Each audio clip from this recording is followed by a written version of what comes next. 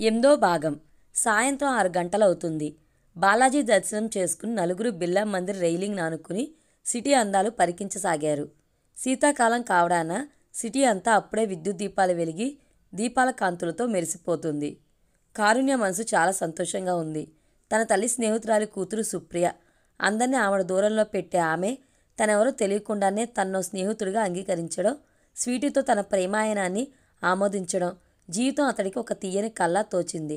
అదీ కాక శ్రీనివాస్తో పరిచయం. అతడి స్నేహం చాలా నచ్చింది. కల్మషం లేకుండా కలివిడిగా ఉండే అతడంటే చాలా ఇష్టం ఏర్పడింది. ఇక శ్రీనివాస్ సంగతి సరే సరి. అందాల మరదలు సుప్రియ అంటే అతడికి అపురూపం. ఆమె సమక్షంలో అతడికి కాలమే తెలియదు. టైం చూసుకున్న సుప్రియ ప్రత్యూషలిద్దరూ ఒక్కసారిగా ఉలిక్కిపడ్డారు. మై గాడ్, 8 దాటింది. ఇంట్లో వాళ్ళు కంగారు పడతారు. బయలుదేరుదాం అంది స్వీటీ. అప్పుడేనా? ఇప్పుడేగా మనం వచ్చింది.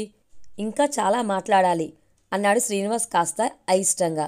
సుప్రియ పక్కుమని నవ్వింది. ఓ బావా, మహానుబావా, 2 గంటలు 2 నిమిషాలనుకునే నీ ఓపికకి జోహార్లు. నీకే అమెరికాని తలదన్ని ఎంచక్క ఇండియా వచ్చేశావు. నీకు ఎక్కడైనా జాబ్ ఈజీగా దొరుకుతుంది. మరి మా తలరాతలు బాగుండాలంటే పుస్తకాలతో ఇంకా కొన్నాళ్ళు కుస్తీ పట్టక తప్పదు అంది నవ్వుతూ. రేపు సినిమాకి వెళ్దాం అందరం కలిసి అన్నాడు కారుణ్య. సుప్రియ తల అడ్డంగా ఊపింది. నేనైతే రాను. ఖాళీ దొరికినప్పుడల్లా చదవగలిగితేనే ఈ సంవత్సరం గట్టెక్కుతుంది నా పరీక్ష. అసలే నా చుట్టూ సమస్యలు. చదువు నిర్లక్ష్యం చేస్తే చాలా ఇబ్బంది పడాలి. నీకు సమస్యలా? కోరస్గా ముగ్గురు ఒకేసారి అడిగారు. కాదా మరి? ఇంట్లో చదవాలంటే నా మెదడు పూర్తిగా తినేయడానికి ఆ మనోహర్ అమ్మమ్మ వచ్చారు. ఏదో సోషల్ సర్వీస్లా ఒకే ఒక్క సినిమా ఒప్పుకున్నాను. సెలవుల్లో షూటింగ్ అంటే నిజమే అనుకున్నాను. కానీ ఇప్పటి నుండి ఎవరో ఒకరు రావడం, 1 గంటే మేడం, వర్క్ షాప్ ఉంది, ఫోటో సెషన్ అని, రిహార్సలనో స్టూడియోకి తీసుకుపోయి నన్ను నమిలేస్తున్నారు. ఇక మనోహర్ నేను కంటపడితే నన్ను హీరోని చేయమను అని నా బుర్ర తినేస్తున్నాడు. ఇక భావబంధాలొద్దు బాబోయ్ అనుకుంటే కొత్తగా ఈ భావబంధం ఒకటే ఏర్పడింది. గుక్క తిప్పుకోకుండా అలా జోకులేస్తూ మాట్లాడుతున్న సుప్రియను చూస్తుంటే స్వీటీకి మతిపోతుంది.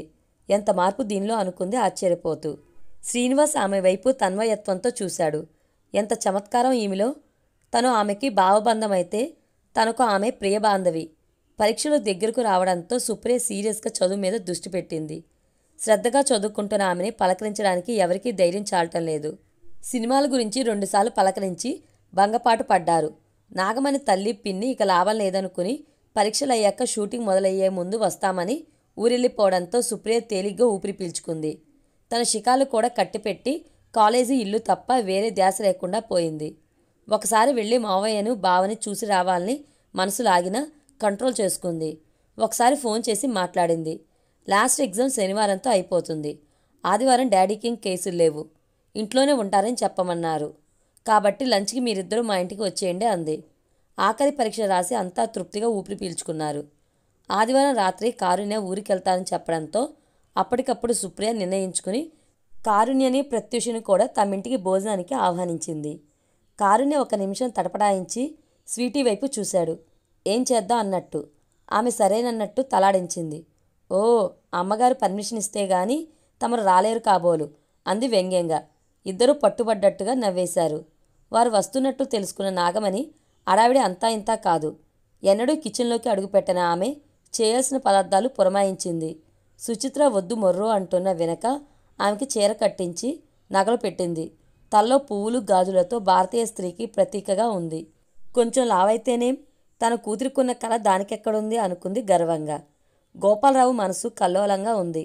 ఎప్పుడూ శిరీషతోనే తెగిపోయిన బంధం మళ్ళీ ఇన్నాళ్ళకి దైవం ఏమాశించి పునరుద్ధరిస్తున్నాడు.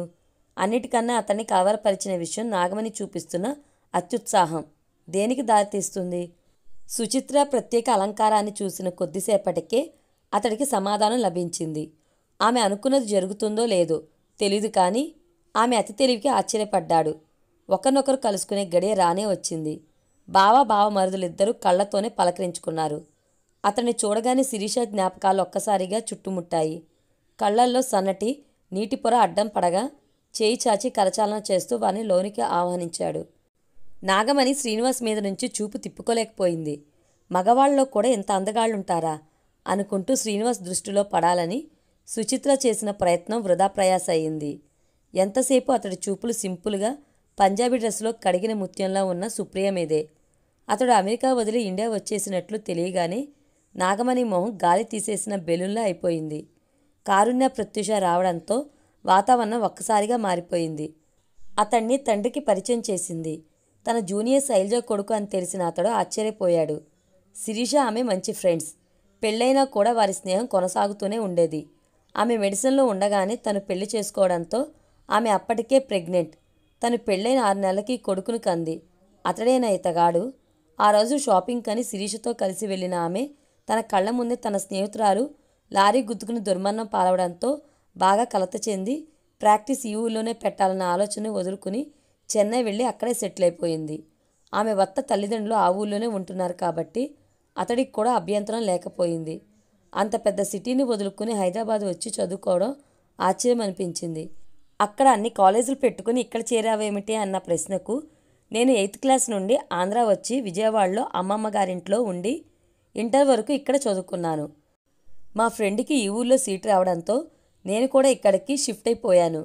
అదీ కాక అమ్మమ్మ తాతయ్య పెద్దవాళ్ళైపోయారు.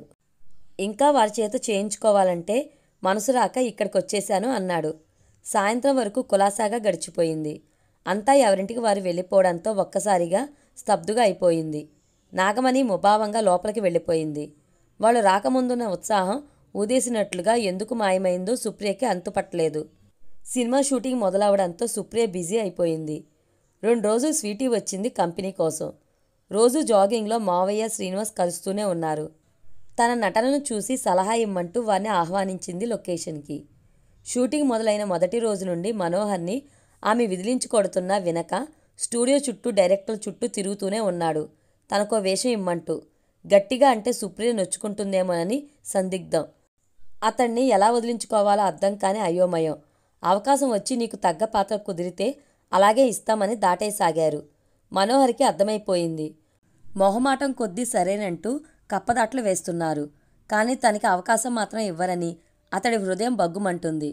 స్వతహాగా సుప్రియకి మార్షల్ ఆర్ట్స్లో ముందే ప్రవేశం ఉండడం, స్క్రీన్ ప్లే పగడ్బందీగా ఉండడం, వీలు దొరికినప్పుడల్లా కథ రిహార్సల్స్ చేయించడంతో ఏ ఆటంకాలు లేకుండా పిక్చరైజేషన్ చకచకా జరిగిపోసాగింది. షూటింగ్కి రమ్మని సుప్రియ మళ్ళీ మళ్ళీ చెప్పడంతో ఆ రోజు శ్రీనివాస్ షూటింగ్ స్పాట్కి వచ్చాడు. ఆమె హావభావాలు నటించే తీరు గమనించసాగాడు. తన పక్కన ఎవరో వచ్చి కూర్చోవడంతో తలతిప్పి చూశాడు. నేను డైరెక్టర్ వేదమూర్తిని. అకస్మాత్తుగా మిమ్మల్ని ఇలా అడగడం భావ్యం కాదని తెలుసు.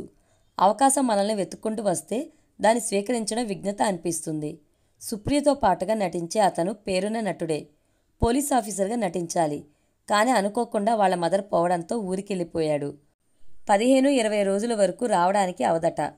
కంటిన్యూస్గా షూటింగ్ అయితేనే అనుకున్న టైంకి పూర్తి చేసి రిలీజ్ చేయగలుగుతాం. లేట్ అయితే వడ్డీలకి తెచ్చిన అప్పులు కదా, కష్టమైపోతుంది. అదీ కాక ఏరియా వైజ్ రిలీజ్ కోసం బయర్స్ దగ్గర నుండి అడ్వాన్సులు తీసుకున్నాం. ఇది లేడీ ఓరియంటెడ్ కాబట్టి మీ యాక్షన్ ఎక్కువ రోజులే ఉండదు. సినిమా మొత్తానికి ఒక అరగంట అంతే. మీరు కాదనకుండా కోఆపరేట్ చేయాలి. అనుకోని ఆఫర్కి శ్రీనివాస్కి ఏం చెప్పాలో అసలు ఎలా రియాక్ట్ అవ్వాలో అర్థం కాలేదు. ఎలాగో గొంతు పెగల్చుకుని నేనా అన్నాడు. మీరు ఊ అనండి చాలు. మీ నుండి నటన ఎలా రాబట్టుకోవాలో మేము చూసుకుంటాం. ఆర్ట్ డైరెక్టర్లు సెట్టింగ్ చేంజ్ చేస్తూ ఉండడంతో కాస్త విరామం దొరికిన సుప్రియ అక్కడున్న ఖాళీ చైర్లో కూర్చుని ఏంటి బావా అంతలా నోరు తెచ్చావు, ఏం జరిగింది అంది నవ్వుతూ. అతడు ఇంకా మాట్లాడే స్థితిలో లేకపోవడంతో వేదమూర్తి గారి తన ప్రపోజల్ గురించి వివరించడంతో ఆశ్చర్యపోవడం సుప్రియ వంతైంది. తనకి ఈ ఫీల్డ్ నచ్చక ఒక్క సినిమాయే కదా అని నెట్టుకొస్తుంది. ఇప్పుడు బావ కూడానా? ఈ సంగతి మనోహర్కి తెలిస్తే ఖచ్చితంగా తనే ఏదో రాజకీయం చేసి అవకాశం అతడికి ఇవ్వనివ్వక శ్రీనుబావకి ఇప్పించిందనుకుంటాడు. ఎంత మంచి సినిమా అయినా మడికట్టు కూర్చోక ఆర్టిస్టులు ఏదో ఒక సమయంలో ఒకరినొకరు తాకాల్సి వస్తుంది. ఎంత నటనని సరిపెట్టుకున్నా మనసులో ఇష్టంగానే ఉంది. పూజారితో ప్రమేయం లేకుండా డైరెక్ట్గా దేవుడే వరం ఇచ్చినట్లు అనుకునే అవకాశం తన కోస్టార్గా బావకి రావడంతో ఆమె మొహం సంతోషంతో విప్పారింది. బావని రోజు చూడడమే కాక నటన పేరుతో అతడి సమక్షాన్ని ఎంజాయ్ చేయొచ్చును. సుప్రియ మొహంలోని సంతోషం, కళ్ళలో వెలుగు చూశాక ఆమె అంతరంగం అర్థమై ఇంకో ఆలోచన లేక గ్రీన్ సిగ్నల్ ఇచ్చాడు. వెంటనే మేకప్ మ్యాన్ అతడికి పోలీస్ ఆఫీసర్గా మేకప్ చేసేయడం, అసిస్టెంట్ డైరెక్టర్లు ఎలా నటించాలో తర్ఫీదివ్వడం జరిగిపోవడంతో ఆ రోజు కొంత భాగం షూటింగ్ కూడా జరిగిపోయింది. అతడికి ఇంకా జరిగిన విషయం కళా నిజమా నమ్మశక్యం కావడం లేదు. ఆ రోజుకి ప్యాకప్ చెప్పాక ఇద్దరు కాస్త రిలాక్సేషన్కి హుస్సేన్ సాగర్ని చూస్తూ బెంచ్ మీద కూర్చున్నారు. నన్ను ఇది నిజంగా నమ్మమంటావా? ఒక్క సినిమా అంటూ నువ్వు నటించడం కాక నన్ను కూడా ఇందులోకి లాగావు.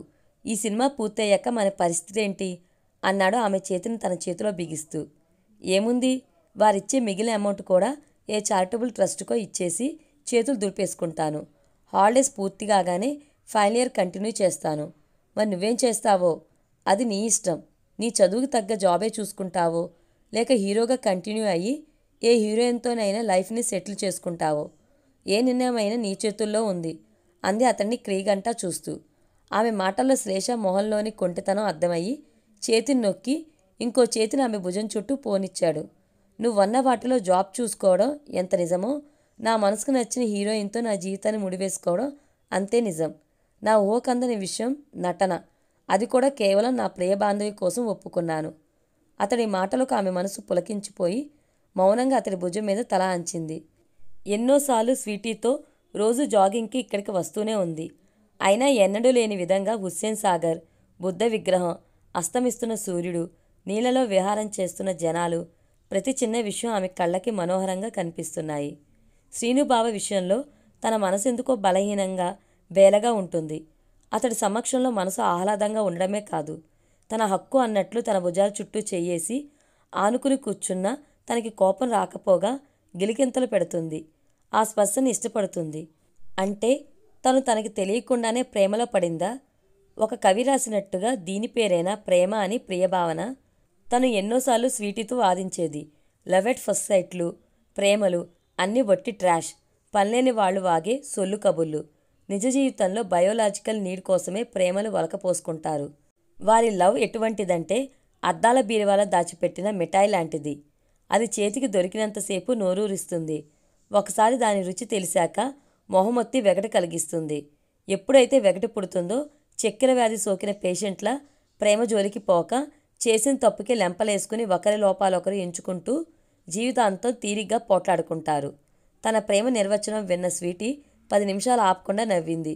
పిచ్చి మొహమా, నిజమైన ప్రేమ మంచి గంధం, మల్లెపూల లాంటి సుగంధం, స్వచ్ఛత కలిగి ఎప్పటికీ నిత్యనూతనంగా పరిమళాలు గుబాలిస్తుంది.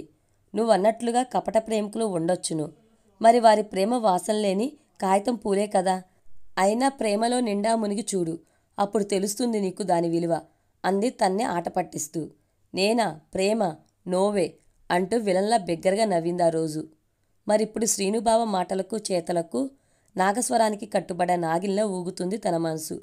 ఏయ్, ఇందాకటి నుండి చెవి తెగిన మేకలా అరుస్తున్నా, వినిపించుకోక నా భుజం మీద తలానించి హాయిగా నిద్రపోతున్నావా అంటూ ఆమె చెవి మెలేయడంతో ఉలిక్కిపడ్డ సుప్రియ చటుక్కున సర్దు కూర్చుంది. అప్పటికే చీకటి ఆకాశాన్ని నల్లదుప్పట్లా ఆక్రమించేసింది. సిటీలో వెలుగుతున్న విద్యుత్ దీపాలు ఎవరో నేతకారుడు నేర్పుగా నేసిన జరీ పువ్వుల్లా మెరుస్తున్నాయి. సారీ బావా, ఏదో ఆలోచనలో పడి అలా ఉండిపోయాను. రేపు ఎలాగో కలుస్తాం కదా, ఇక బయలుదేరదాం అంది లేచి నిల్చుంటూ. తన మనసులో రేగిన అలజడికి అతడి వైపు సూటిగా చూడాలంటే ఇబ్బందిగా తోచింది. అతడి స్పర్శ ఇంకా తన శరీరాన్ని అంటిపెట్టుకున్నట్లుగానే అనిపిస్తుంది. ఎందుకింత సడన్గా మౌనవ్రతం పట్టిందో అతనికి అర్థం కాక తన దృష్టి డ్రైవింగ్ మీద పెట్టాడు. తను వెళ్ళేసరికి అంతా డిన్నర్ చేస్తున్నారు. కాళ్ళు చేతులు మొహం కడుక్కుని వచ్చి తను కూడా కూర్చుంది. ఇంత అర్ధరాత్రి వరకు ఏమిటా పెత్తనాలు? ఈడొచ్చిన పిల్లవి, కనీసం ఎక్కడ తిరుగుతున్నావో ఫోన్ అయినా చేయొచ్చును కదా అంది నాగమణి మందలింపుగా. కూతురేం చెప్తుందా అన్నట్లు గోపాలరావు ఆమె వైపు ఆసక్తిగా చూశాడు. పూర్తి వీడియో కోసం మన ఛానల్ తప్పకుండా సబ్స్క్రైబ్ చేసుకోండి. Thank you.